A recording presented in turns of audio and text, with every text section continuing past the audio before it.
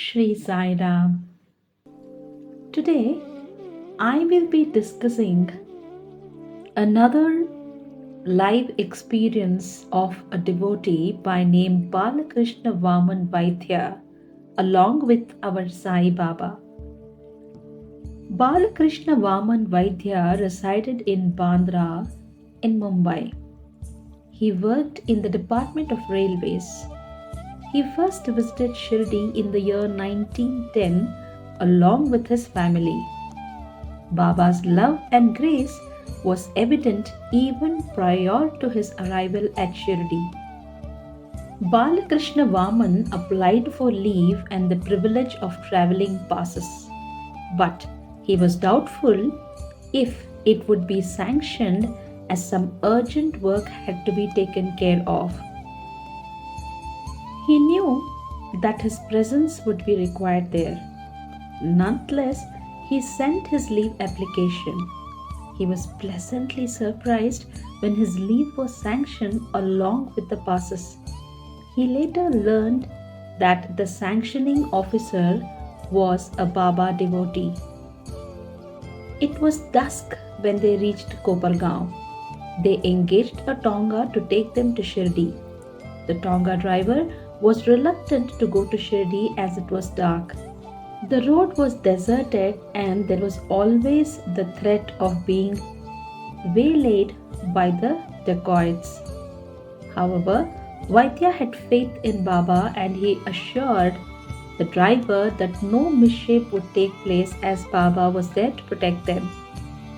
They set out and found that two Tongas were following them to Shirdi. On the way, they found some Tongas and bullock carts returning from Shirdi, thus they knew that it was safe to proceed. They reached Shirdi safely and took a room in Sathewada. At around 1 am, Vaidya insisted that his family has a light meal as the next day was Sankashta Chaturthi, that is a day of fasting. Then they retired for the night. Early next morning, Baba took the resident devotees to task. He said, "My children arrived yesterday and none of you gave them any food to eat. Thus, they had to fast and go to sleep hungry." Then he drove them out of the Dwarka Mai. Those devotees on whom Baba had vented his anger came to Vaidya and told him everything that had taken place. They also asked him to tell Baba that he and his family had retired only after taking a light meal. When Vaidya went for Baba's darshan to Dwarka Mai, after prostrating, he told Baba that he and his family was well looked after. Then Baba blessed them and said, "Allah bhala karega," that is, Allah will do good. Later on in the day, when Baba went for bhiksha, he came and stood in front of the Bada where Vaidya was staying and asked for bhiksha. His wife immediately went inside the room and happily gave Baba millet, bread, and vegetable curry. This was unusual, for that was not Baba's usual bhiksha route. Again, this gave a glimpse of Baba's love for this devotee. Next day, Vaidya's wife prepared food offering for Baba, but somehow she got delayed. The rest of the devotees had already offered their platter of food. Everyone was waiting for Baba to partake of the food, but Baba asked them to be patient. When Vaidya's wife brought the offering, he asked the volunteers to place the platter near him. Then he partook of the food and returned some of it as prasad along with his blessings. Another touching story which happened with Vaidya was Baba sanctifying the photograph. During that visit to Shirdi, Vaidya wanted to have a photograph of Baba that was blessed and sanctified by his touch. As soon as he saw Shama, he informed him of his desire. Baba, who was close by, at once said, "Why wait? Go and bring a photograph at once." He then held the photograph for a moment and gave it to Vaidya, saying, Take it home with you and worship it. This photograph is still in his house or home. Vaidya wanted to visit Nasik on his way back to Mumbai. He went with his family to ask for permission to leave.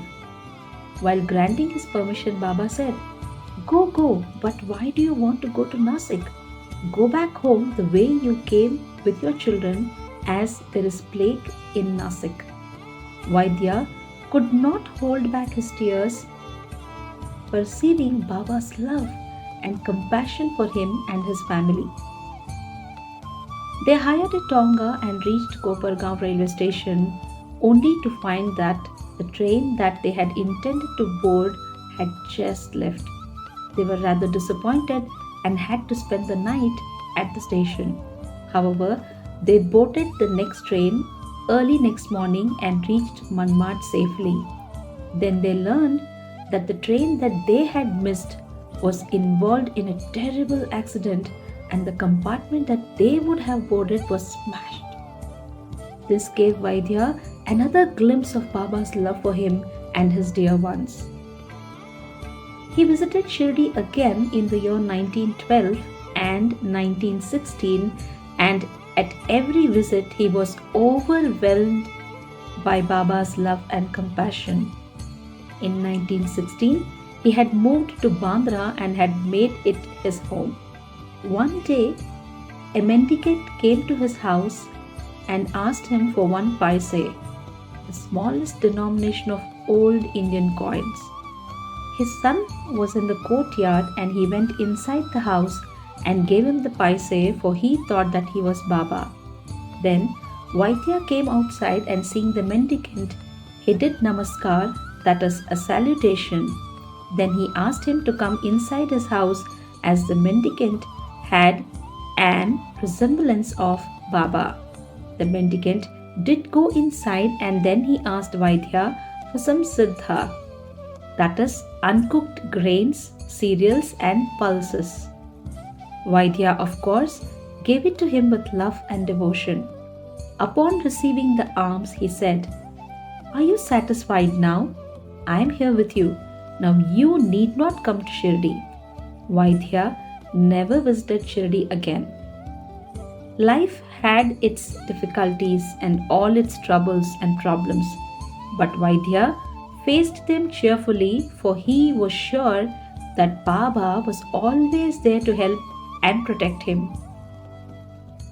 This story is taken from The Life of Sai Baba Volume 3, written by Sri B.V. Narasimha Swamiji. Om Sai Ram. To know about more Sai Leelas, please subscribe to this channel, Sai Sarvantaryami. Om Sai Ram.